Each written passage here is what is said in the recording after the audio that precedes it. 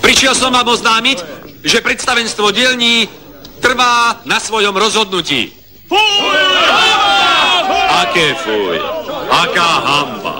K tomuto kroku sme dospeli po zrelom uvážení. Verte mi, darmo je, kríza klope na dvere, vás je veľa a roboty čoraz menej. Taká je pravda. Dnes sú do 18 a o mesiac my za to nemôžeme. Inžinier Kremza má pravdu. Svoju pravdu. Naša pravda je iná. Predstavenstvu povedzte, že zajtrajším dňom vstupujeme do štrajku. Áno! Áno! To je môj otec. Vidíš? Ani četníkov sa nebojí. Ako vidíte, do veci sa vložila aj štátna moc. A preto vás vo vlastnom záujme prosím a žiadam, nerobte to. Odvolajte štrajk. Hoj! Odvoláme! Odvoláme!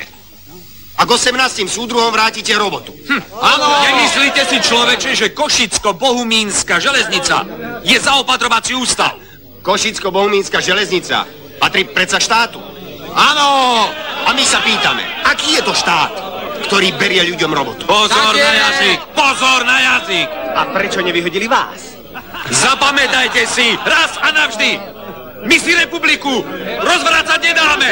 Pred 6 rokmi ste vykrikovali, my si monarchiu rozvracať nedáme. Aj vtedy ste chodili so žandármi. Varoval som vás. Poďme!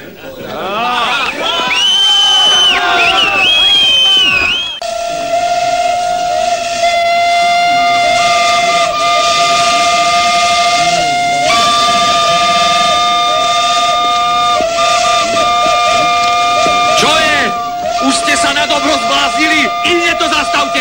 Rozumeli ste? Čo to má do čerta znamenať? Začiatok štrajku. A ja vás naposledy vyzývam. Každý k svojmu ponku. Každý k svojej robote.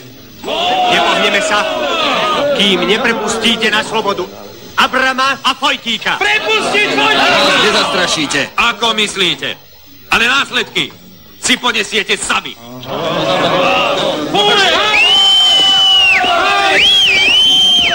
Všetky ruše do depa a zás...